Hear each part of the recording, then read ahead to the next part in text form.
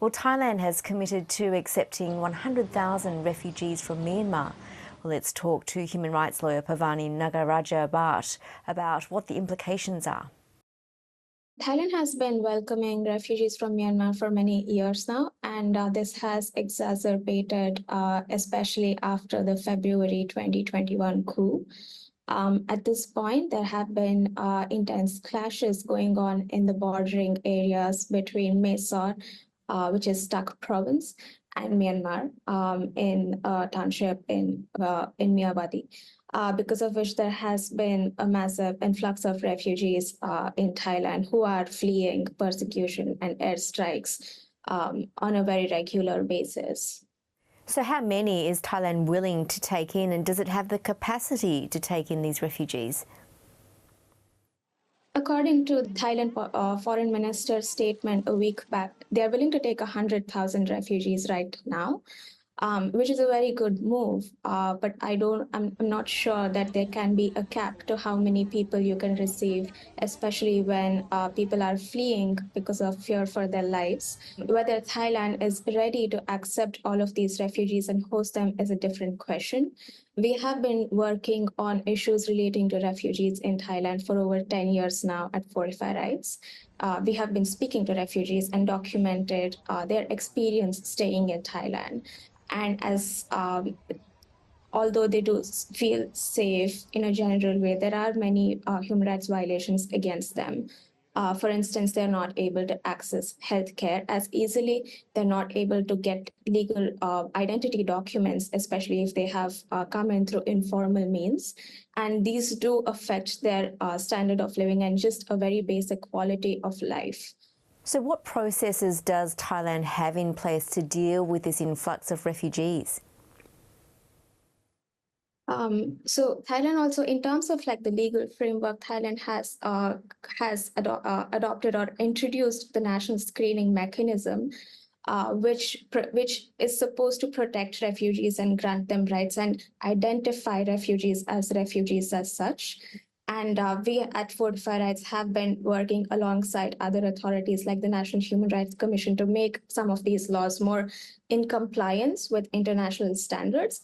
However, there are some gaps in the laws that do exclude refugees who are also staying in Thailand as migrant workers. So I think that Thailand has to recognize the duality of the circumstances, which is that they can be migrant workers in the country as well as have fear for their lives in the country of origin. So in that sense, the laws in Thailand are not currently in compliance with what it should be to be able to protect refugees.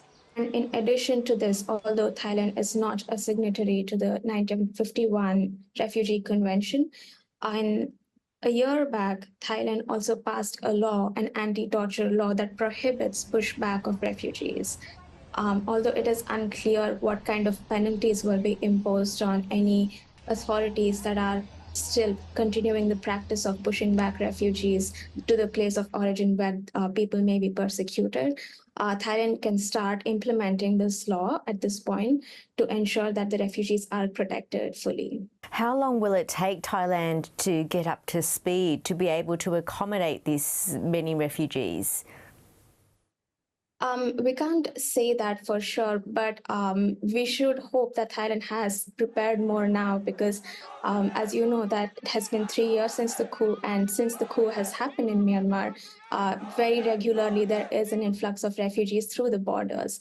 And we have documented refugees who have come and speak about how there are insufficient conditions, even in terms of being able to give them basic shelter or potable water or food. And we've been working alongside, or we've been talking to humanitarian groups in the border areas who helps the refugees come in, and they're saying that there is a scarcity of space even at this point because there are so many people coming in. So we hope that at this point, Thailand is better prepared, especially if the foreign minister is saying that they are getting up to speed to be able to protect the people who are coming in. Because, of course, for these people, there is no better option. What is it like for them back home? What is the situation like that they're escaping? Well, in Myanmar, at this point, there is as you know, after the coup, there have been many airstrikes that have been happening. There have been ethnic resistance organizations that have come up to fight for democracy. And between these clashes that are happening between the pro-democracy forces and the military or the junta that has been claiming power, the people are really the ones who are suffering. The civilians are the ones who are suffering. We have been documenting violations, including airstrikes on very obvious civilian structures, whether it's schools or churches or civilian housing or displacement camps. So the situation that they're fleeing is really just airstrikes in the middle of the night on civilian structures without any announcement or any warnings for civilians to flee to a place of safety. We have been able to document this across the country. So it's a situation where people are not being able to live a normal life at all. And there have been many humanitarian law violations where people are not able to access medicines in the country, as well as we have found that a lot of these crimes are constituting a level that can reach war crimes or crimes against humanity. Will accepting 100,000 refugees be enough on Thailand's part, or what can other countries in the region do? The other countries in the region also do have to step up, and we have been monitoring the situation. And one of the biggest fears we have is of people being pushed back even after being accepted. Thailand accepting 100,000 refugees or more is a very welcome move, but this is also an obligation for the other countries in the region, whether it's Bangladesh or whether it's India. But there is a legitimate fear of pushback because countries are speaking about that. And although it is not a practice that should happen in any way because international law prohibits it, regardless of what the situation. The other countries do have to open the borders. And the problem with the countries in the region is also that because they haven't signed or ratified the Refugee Convention of 1951, the laws are not per se binding on them. And with the current legal framework, any entry through informal means also implies that there will be criminal penalties against them. And refugees are very susceptible to arbitrary arrest and detention in all of these countries, in addition to having to flee their countries of origin. Pavani, thank you so much. Thank you, Yvonne.